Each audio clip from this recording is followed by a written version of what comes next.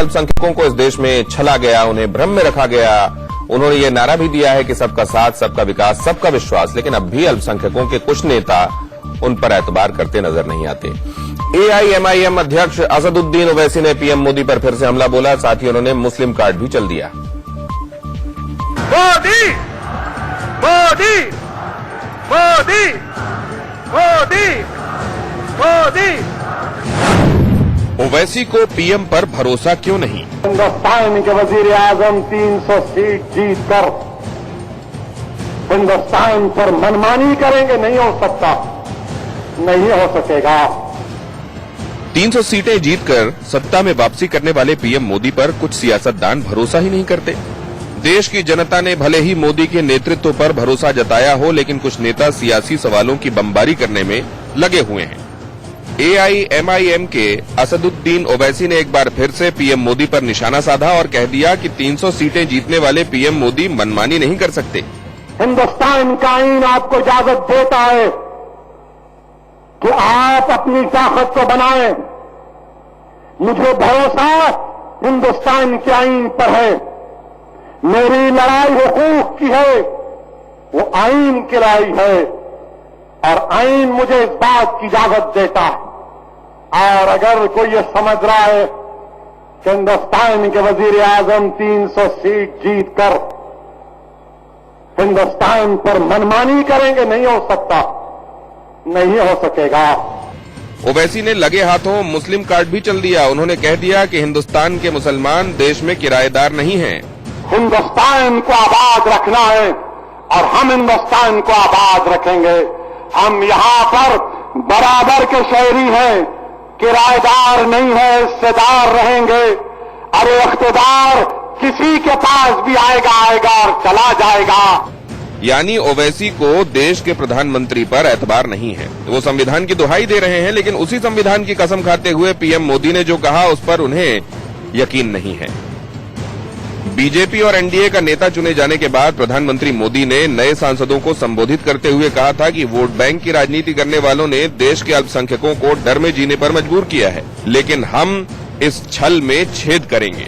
जनप्रतिनिधि के लिए एक दायित्व होता है, और मैंने आज संविधान को नमन करते हुए जब आपसे बात करता हूं, तब जनप्रतिनिधि के लिए कोई भेद रेखा नहीं हो सकती है। जो हमारे साथ थे हम उनके लिए भी हैं, जो भविष्य में हमारे साथ चलने वाले हैं उनके लिए भी है। जिन्होंने आज हम पे विश्वास रखा है हम उनके लिए भी हैं, और जिनका विश्वास हमें जीतना है हम उनके लिए भी हैं। ऐसे में सवाल खड़ा होता है कि जब प्रधानमंत्री खुद विश्वास जीतने की बात कह रहे हैं, तो ओवैसी जैसे नेता उन पर भरोसा क्यों नहीं कर पा रहे? वैसे पीएम मोदी तो सबका साथ, सबका विश्वास की बात कह रहे हैं, लेकिन उनके नए मंत्री ने एक बयान दिया।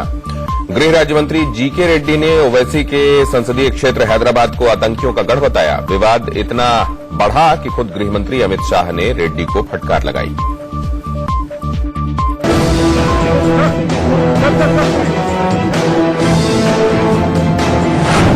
बड़ा पद लेकिन छोटी बात। देश में कुछ जगह आतंकवादियों का गतिविधियां बढ़ रहे। गृह राज्य मंत्री का विवादित बयान। बेंगलुरु में इंसिडेंट होता है, उसका मूल हैदराबाद में निकलता है। अमित शाह ने लगाई अपने मंत्री की क्लास।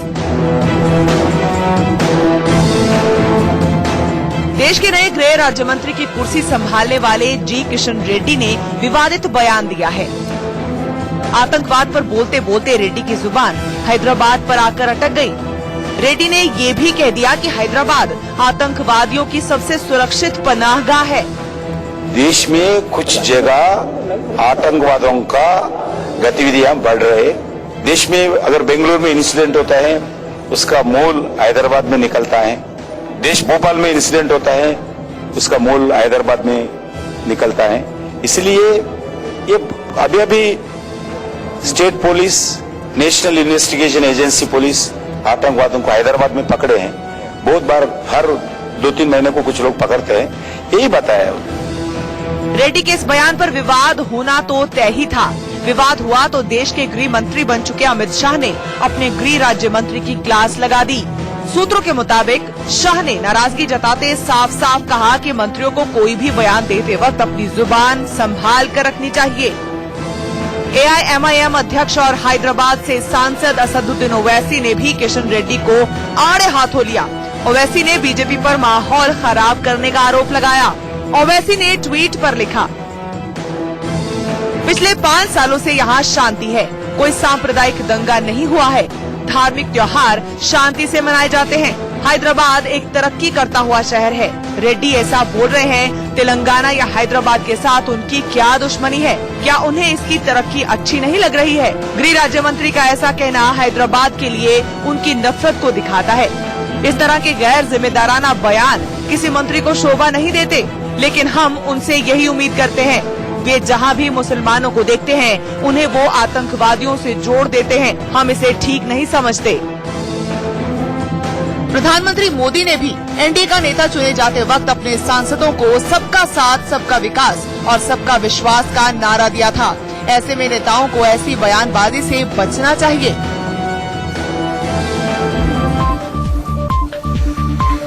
हैदराबाद से सांसद असदुद्दीन ओवैसी की बयानबाजी आपने पहले सुनी है, उनका एक अलग अंदाज देखिए। असदुद्दीन ओवैसी हैदराबाद ओल्ड सिटी में ट्रैफिक जैम खुलवाते नजर आए।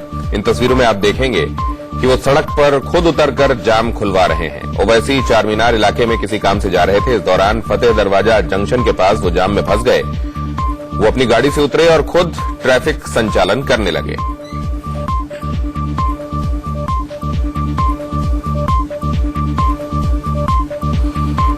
लोकसभा चुनाव में बुरी तरह हार चुकी कांग्रेस में अब नई जान फूंकने की कोशिश हो रही है। सोनिया गांधी को संसदीय दल का नेता चुना गया। राहुल गांधी ने अपने सांसदों को आक्रामक रहने की नसीहत दी। राहुल ने कहा कि भारतीय जनता पार्टी के 303 के लिए हमारे 52 काफी हैं।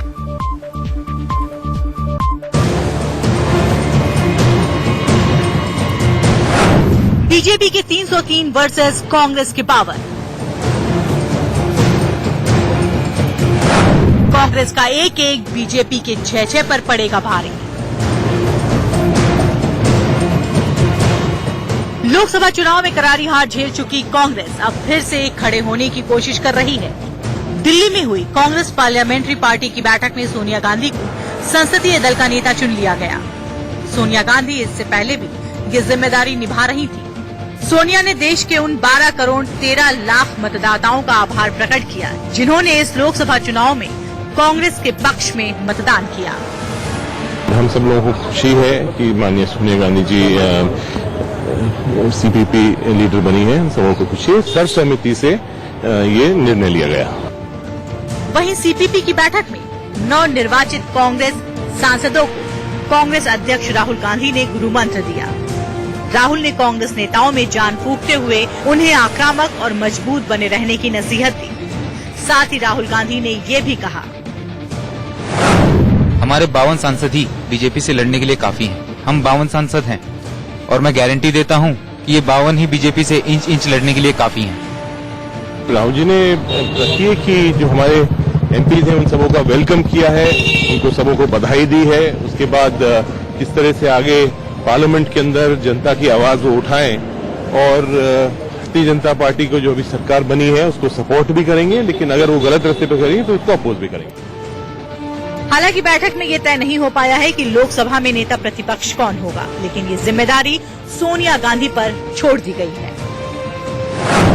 कांग्रेस के लिए मुश्किल ये है कि लोकसभा में उनके सिर्फ 52 सांसद हैं। विपक्ष का दर्जा पाने के लिए एक पार्टी के पास कम से कम 55 सांसद होने जरूरी है, यानी कांग्रेस नेता विपक्ष के पद से 3 सीट दूर है। 2014 लोकसभा चुनाव में भी कांग्रेस के सिर्फ 44 सांसद पहुंचे थे। पिछली बार मल्लिकार्जुन खड़गे लोकसभा में कांग्रेस के नेता तो बने थे, लेकिन उन्हें नेता विपक्ष का दर्जा नहीं मिल पाया था। इस बार मल्लिकार्जुन खुद ही चुनाव हार गए।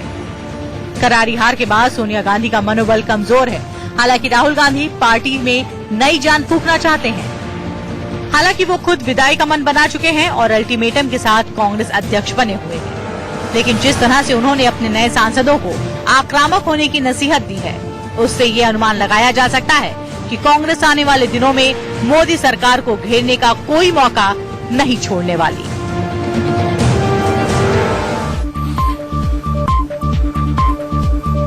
मोदी सरकार ने अभी कामकाज संभाला ही है कि एनडीए में कहीं एक संग्राम भी शुरू हो गया है। कोई कैबिनेट में जगह नहीं मिलने से नाराज है तो कोई जगह मिलने के बाद बड़ा मंत्रालय नहीं मिलने से मुंह फुलाए बैठा है। बिहार से लेकर महाराष्ट्र तक ये नजर आ रहा है। मोदी राज पार्ट 2 में आखिर कुछ सहयोगी दल नाराज क्यों हैं? सवाल इसलिए उठ रहे हैं क्योंकि जेडीयू के किसी मंत्री ने शपथ नहीं ली, अपना दल से अनुप्रिया पटेल को शपथ ग्रहण की कॉल नहीं गई और अब खबरें ये आ रही हैं कि शिवसेना प्रमुख उद्धव ठाकरे भी नाराज हैं।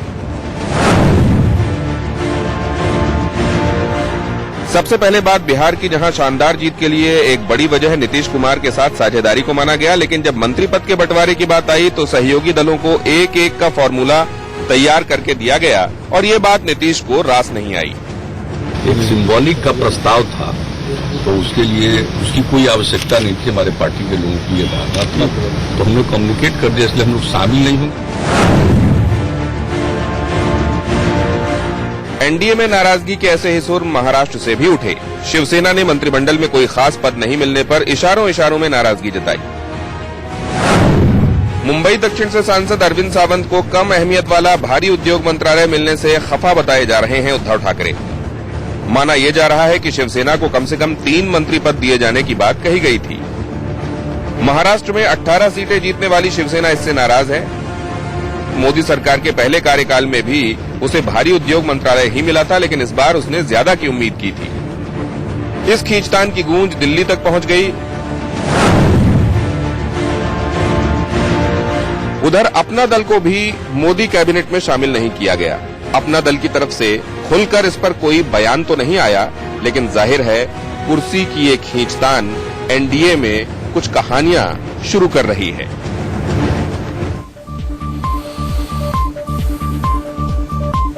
अमित शाह ने आज देश के गृह मंत्री के तौर पर कार्यभार संभाल लिया। दूसरी बार सत्ता में आई मोदी सरकार में शाह को नंबर 2 की पोजीशन हासिल हुई है। लिहाजा सुबह करीब 11:30 बजे अमित शाह नॉर्थ ब्लॉक पहुंचे, जहां पहले से मौजूद गृह मंत्रालय के अधिकारियों ने फूलों का गुलदस्ता भेंट कर उनका स्वागत किया। इसके बाद केंद्रीय गृह सचिव राजीव गाबा और अन्य वरिष्ठ अधिकारियों के साथ वो अपने कमरे की ओर बढ़े। इस दौरान अमित शाह के स्वागत के लिए वहां गृह मंत्रालय के कर्मचारी इकट्ठा थे। सजे धजे दफ्तर में कर्मचारी ने अमित शाह का जोरदार स्वागत किया। नए गृह मंत्री अमित शाह ने भी हाथ जोड़कर सभी का अभिवादन स्वीकार किया। इसके बाद वो अपने कमरे में पहुंचे, जहां उन्होंने कुर्सी पर बैठकर देश के नए गृह मंत्री के तौर पर कामकाज संभाला। कार्यभार संभालने के बाद उन्होंने एक ट्वीट भी किया, जिसमें उन्होंने लिखा, आज भारत के गृह मंत्री के रूप में पदभार संभाला। मुझ पर विश्वास प्रकट करने के लिए प्रधानमंत्री नरेंद्र मोदी जी का आभार व्यक्त करता हूँ। देश की सुरक्षा और देशवासियों का कल्याण मोदी सरकार की सर्वोच्च प्राथमिकता है। मोदी जी के नेतृत्व में इसको पूर्ण करने का हर संभव प्रयास करूंगा।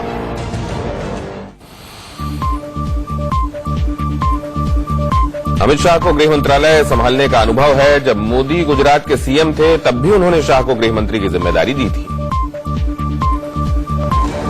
लेकिन इस बार वो देश के गृह मंत्री हैं और उनकी टीम बड़ी है। जिससे भी उन्होंने मुलाकात की, इस टीम में उनके साथ गृह राज्य मंत्री जीके रेड्डी और नित्यानंद राय हैं। इन दोनों मंत्रियों ने भी उन्हें पहले फूलों का गुलदस्ता भेंट किया, उसके बाद शॉल उड़ाकर गृह मंत्री अमित शाह का स्वागत किया। इस बीच कार्यभार संभालते ही गृह मंत्री अमित शाह और दोनों गृह राज्य मंत्रियों जीके रेड्डी और नित्यानंद राय ने अधिकारियों के साथ एक मीटिंग की।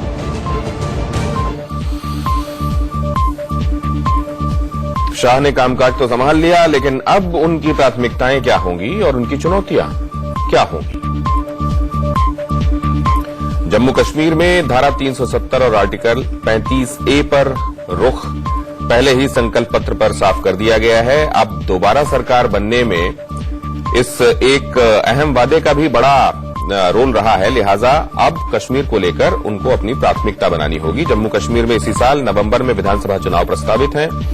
उससे पहले धारा 370 और आर्टिकल 35A पर गृह मंत्रालय का रुख राज्य की सियासत में काफी उतार चढ़ाव लाने वाला साबित हो सकता है। देश की आंतरिक सुरक्षा की भी जिम्मेदारी उनके ऊपर होगी। नक्सलवाद से निपटने की चुनौती उनके ऊपर होगी। पूर्वोत्तर में खासतौर से नेशनल सिटीजन रजिस्टर को लेकर जो स्थितियां बनी थी, उसको लेकर उन्हें अपने कदम अब और आगे बढ़ाने होंगे। कुछ लोगों की जो आशंकाएं हैं उसको निर्मूल करना होगा।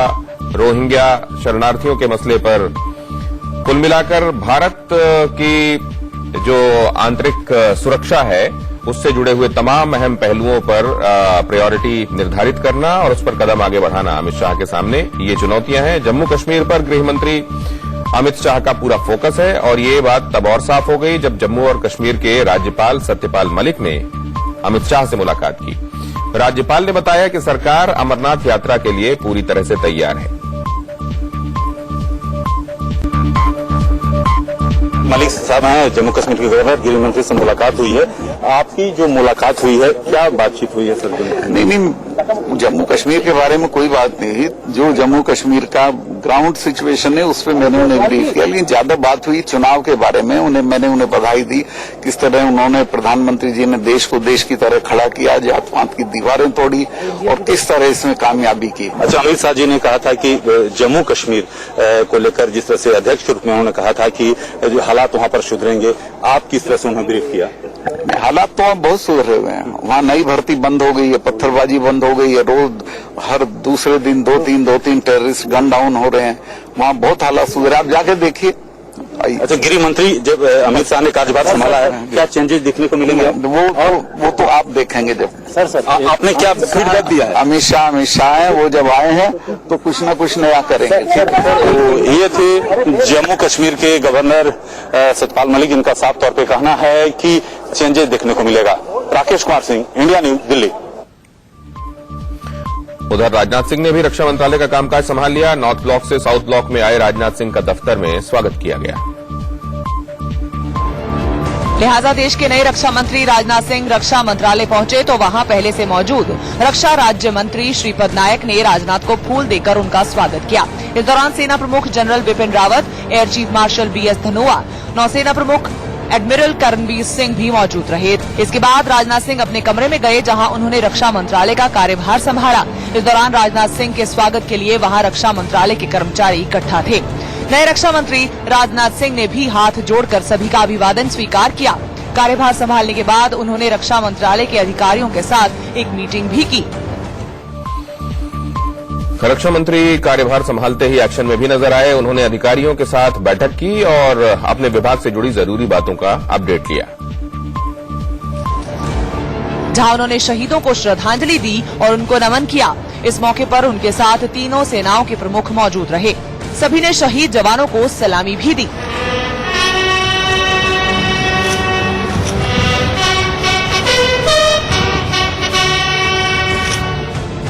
राजनाथ सिंह के पास पिछली मोदी सरकार में गृह मंत्रालय था, लेकिन अब नए मंत्रिमंडल में शामिल होने के बाद उन्हें रक्षा मंत्रालय का जिम्मा दिया गया है।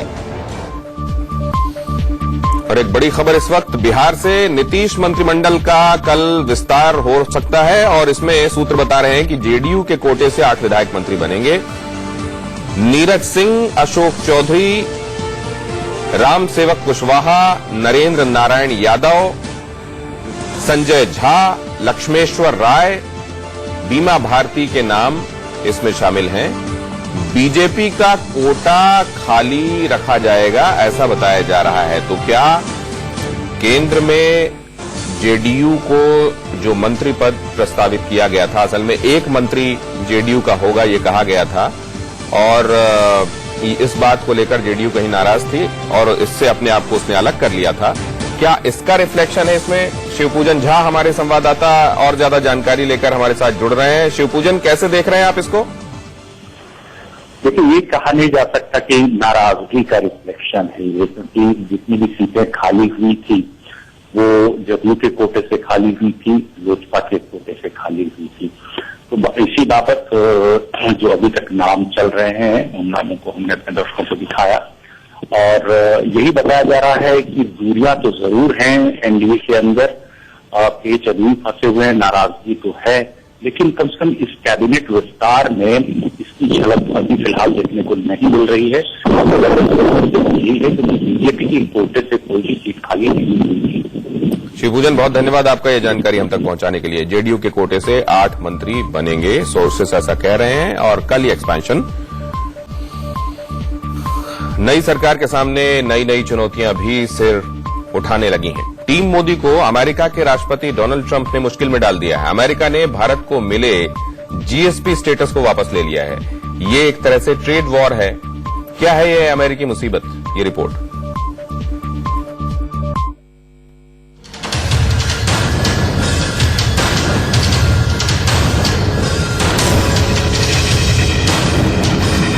देश के नए विदेश सचिव सुब्रमण्यम जयशंकर ने शुक्रवार को कामकाज संभाला तो उनके सामने नई चुनौती आ गई। पूर्व विदेश सचिव और विदेशी मामलों के मास्टर एस जयशंकर को ट्रंप ने चैलेंज कर दिया है। दरअसल अमेरिका के राष्ट्रपति डोनाल्ड ट्रंप ने भारत को मिले जीएसपी यानी जनरलाइज्ड सिस्टम ऑफ प्रेफरेंसेस प्रणाली के दर्जे को खत्म कर दिया है। ट्रंप ने 4 मार्च को इस बात की घोषणा की थी कि वो जीएसपी कार्यक्रम से भारत को बाहर करने वाले हैं। इसके बाद 60 दिनों का नोटिस पीरियड 3 मई को खत्म हो गया। अब किसी भी वक्त औपचारिक घोषणा हो सकती है। आपको बताते हैं कि जीएसपी दर्जा क्या होता है। जीएसपी का मतलब है जनरलाइज्ड सिस्टम ऑफ प्रेफरेंसेस। ये अमेरिका द्वारा अन्य देशों को व्यापार में दी जाने वाली तरजीह की सबसे पुरानी प्रणाली है। इसकी शुरुआत 1976 में आर्थिक वृद्धि बढ़ाने के लिए की गई थी, जिसका मकसद विकासशील देशों को अपने निर्यात को बढ़ाने में मदद करना है ताकि उनकी अर्थव्यवस्था बढ़ सके और गरीबी घटाने में मदद मिल सके। दर्जा प्राप्त देशों को हजारों सामान बिना किसी टैक्स के अमेरिका को निर्यात करने की छूट मिलती है। अभी तक लगभग 129 देशों को करीब 4,800 गुड्स के लिए जीएसपी के तहत फायदा मिला है। कार्यक्रम के तहत भारत अपना काफी सामान बिना किसी फीस के अमेरिका को बेच पा रहा था, लेकिन अब ऐसा नहीं हो सकेगा। साल 2017 में भारत इस योजना का सबसे बड़ा लाभार्थी देश था। इस साल भारत ने अमेरिका को $5.7 अरब का सामान बेचा, लेकिन अब ऐसा नहीं होगा। अमेरिका ने आरोप लगाया है कि भारत ने उसे व्यापार में कोई सहूलियत नहीं दी है। ट्रंप ने शुक्रवार को कहा,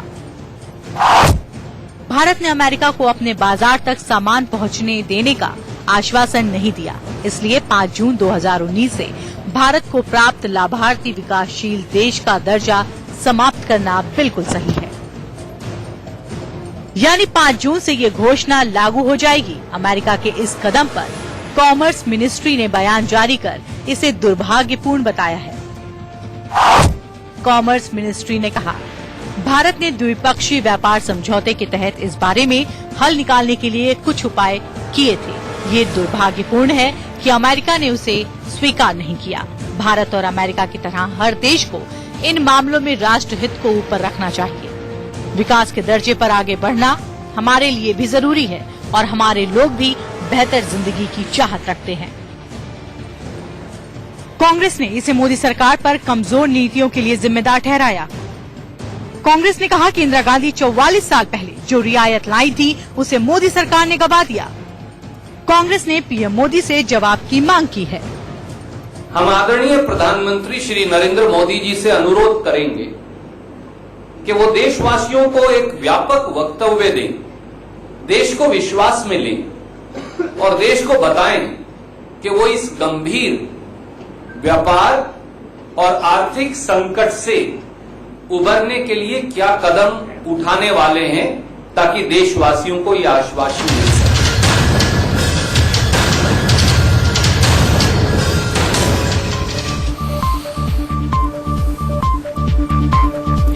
जीएसपी के तहत भारत बगैर किसी शुल्क के अपना काफी सामान अमेरिका को बेच रहा था, लेकिन अब ऐसा नहीं होगा। आपको बताते हैं कि जीएसपी का दर्जा छीनने से भारत पर इसका असर क्या हो सकता है।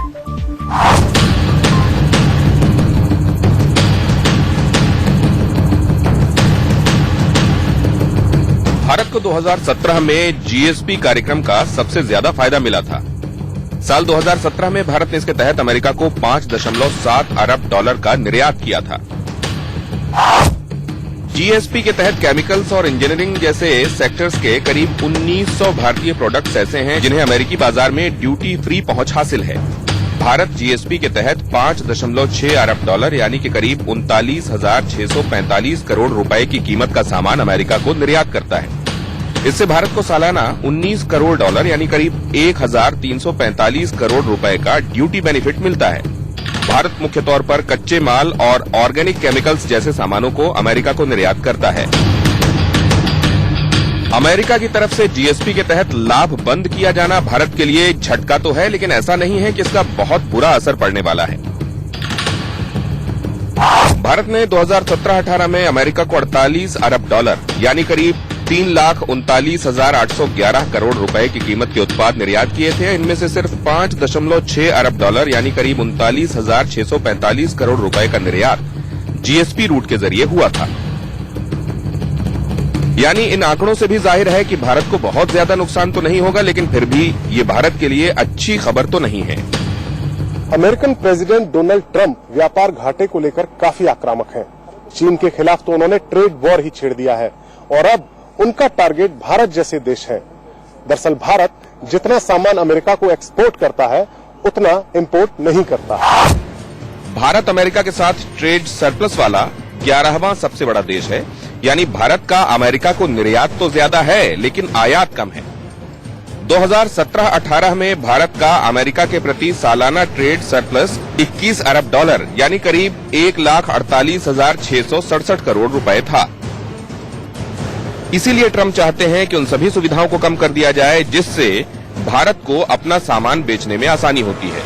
मोदी सरकार की नई टीम को इस ट्रंप चैलेंज से भी निपटना होगा।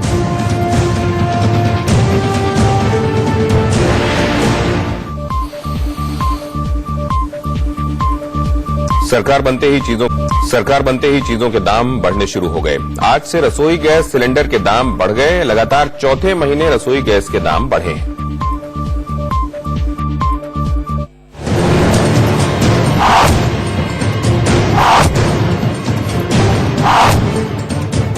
अपनी जेब ढीली करने के लिए तैयार हो जाइए। मोदी सरकार के सत्ता संभालते ही तेल कंपनियों ने रसोई गैस के दाम बढ़ाना शुरू कर दिए हैं। बिना सब्सिडी वाले घरेलू गैस सिलेंडर में 25 रुपए का इजाफा हो गया है। वहीं सब्सिडी वाला सिलेंडर भी 1 रुपया 23 पैसे महंगा हो गया है। दिल्ली में 1 जून से सब्सिडी वाला गैस सिलेंडर 497.37 का हो गया है, जिसकी कीमत मई के दौरान 496.14 रुपए थी। इसके साथ ही बिना सब्सिडी वाले गैस सिलेंडर की कीमत बढ़कर 750 रुपए हो गई है, जो मई में 725 रुपए थी। हालांकि कमर्शियल गैस सिलेंडर के दामों पर कोई बढ़ोतरी नहीं की गई है। गैस जैसी जरूरी चीज की कीमत बढ़ी तो कांग्रेस भी सामने आई। कांग्रेस प्रवक्ता रणदीप सुरजेवाला ने प्रेस कॉन्फ्रेंस कर मोदी सरकार पर हमला बोला। कांग्रेस ने कह दिया कि उज्ज्वला योजना की गरीब लाभार्थी महिलाओं पर इसका सबसे बुरा असर पड़ेगा। अगर एक परिवार साल में 12 सिलेंडर भी खरीदे तो ये बढ़ोतरी 1,024 रुपया 44 पैसा या 1,025 रुपया की होती है। इसका सबसे ज्यादा असर हमारी उन बहनों पर पड़ेगा, उन गृहिणियों पर पड़ेगा जो उज्ज्वला स्कीम में सिलेंडर खरीदती हैं। उनके लिए 12 सिलेंडर की कीमत एक साल में 1,025 रुपया अधिक हो जाएगी। कांग्रेस ने बढ़ी हुई गैस की कीमतों को तुरंत वापस लिए जाने की मांग की है।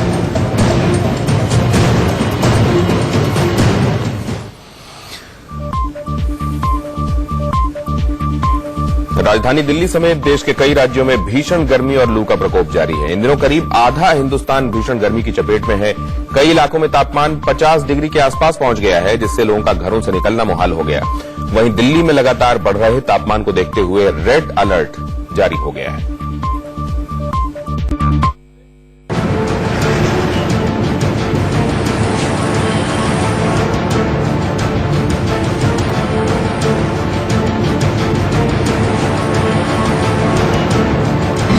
देश में गर्मी का भीषण अटैक।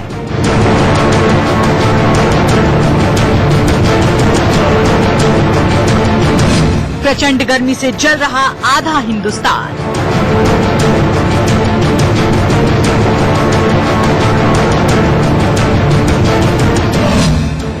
दिल्ली में जारी हुआ रेड अलर्ट।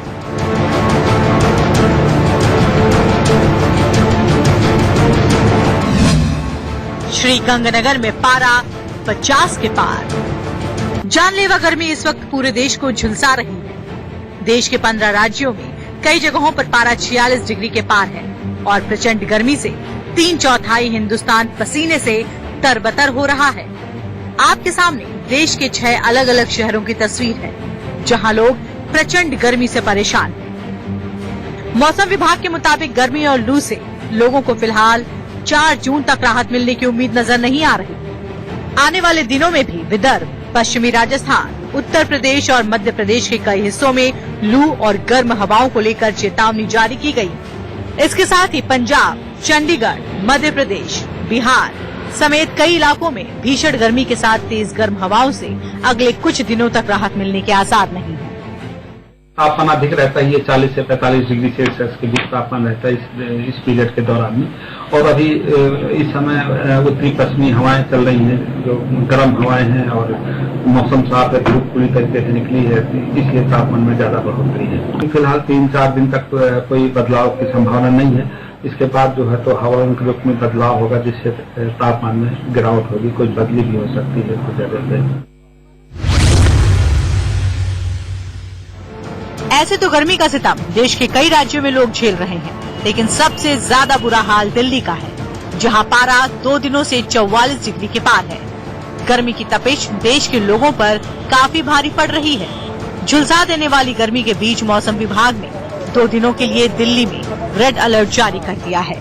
दिल्ली एनसीआर में भीषण गर्मी का प्रकोप जारी है। मौसम विभाग की माने तो दिल्ली के अंदर रिकॉर्ड 44 डिग्री तक तापमान आज पहुंच चुका है और अब ये लगातार बढ़ने की आशंका यहाँ पे जताई गई है। साथ यहाँ पर कुछ लोग भी हैं, उनसे मैं पूछूंगा कि कितनी ज्यादा यहाँ पर गर्मी का आपको सामना करना पड़ रहा है। अरे यार बहुत किया, अभी 3-3 बोतल पानी पी रहे हैं, हर 10 मिनट पर पानी पीने की जरूरत है।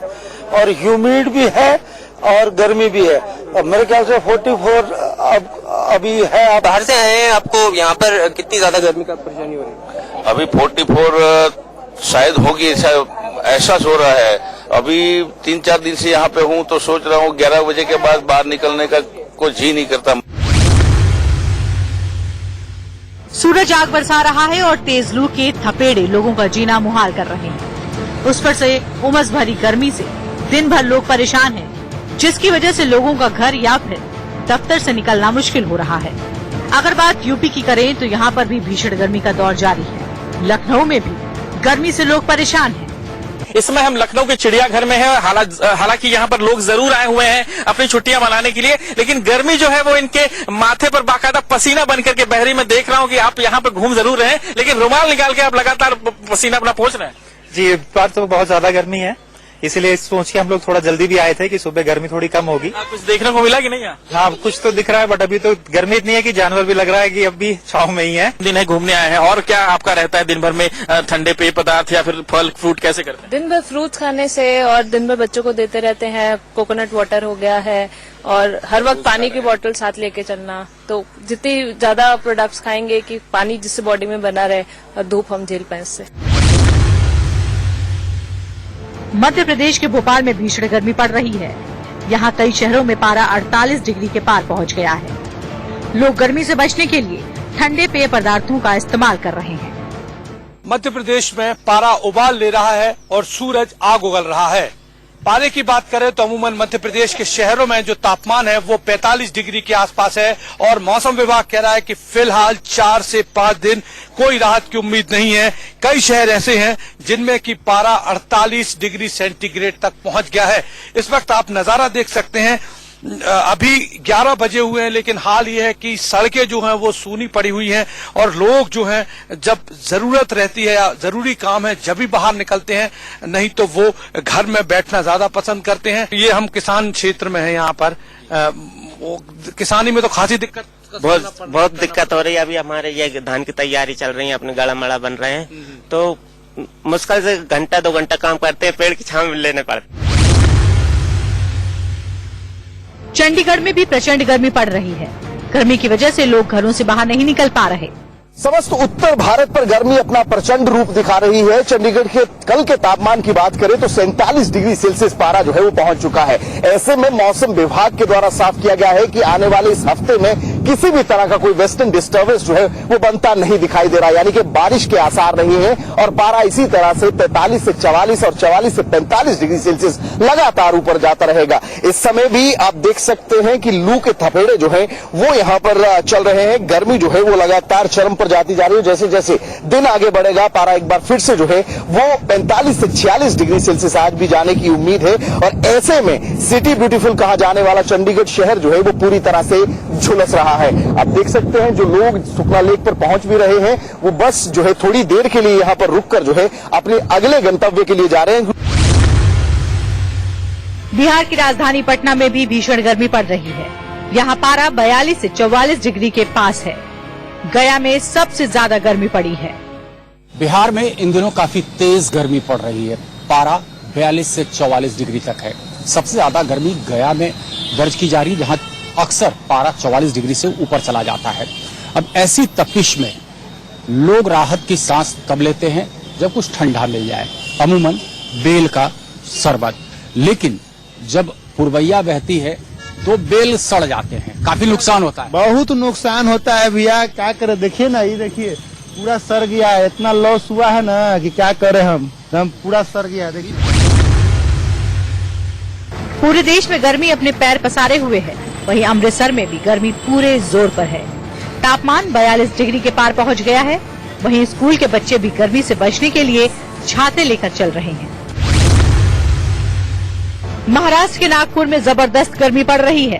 प्रदेश में तापमान 47 डिग्री के पार पहुंच गया है। नागपुर में बढ़ती तपन का यह आलम है कि सुबह 7 बजे के बाद घर से निकलना मुश्किल हो रहा है। आप देख सकते हैं एयरपोर्ट परिसर का यह नजारा। आप देख सकते हैं सुनसान सड़कें हैं, इक्का दुक्का कारें आपको जाती हुई दिखाई दे रही हैं और घरों से निकलना अमूमन लोग अभी टाल रहे हैं, क्योंकि पारा जो है वो 47 डिग्री से नीचे नहीं आ रहा है। और अगर यही हाल 2-3 दिनों तक रहा तो नागपुर में लोगों का घरों से निकलना दूभर हो जाएगा, मुश्किल हो जाएगा।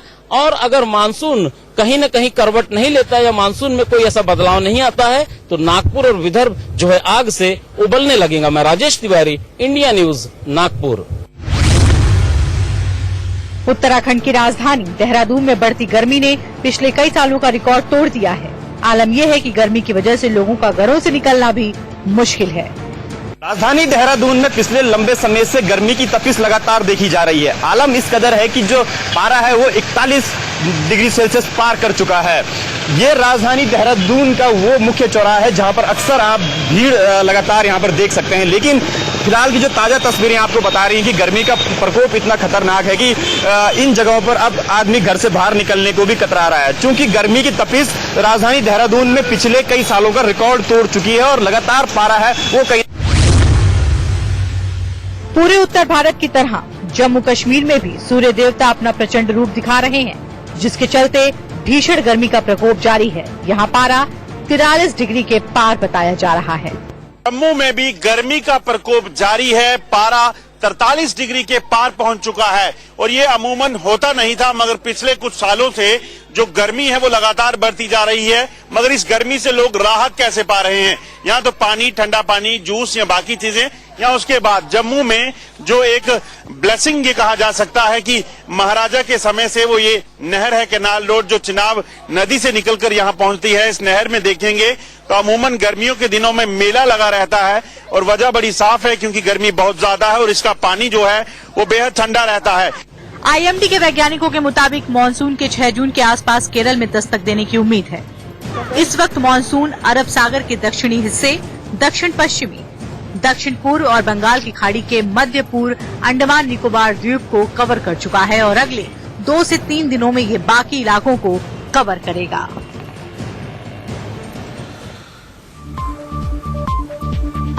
बुलेटिन में है एक छोटा सा ब्रेक।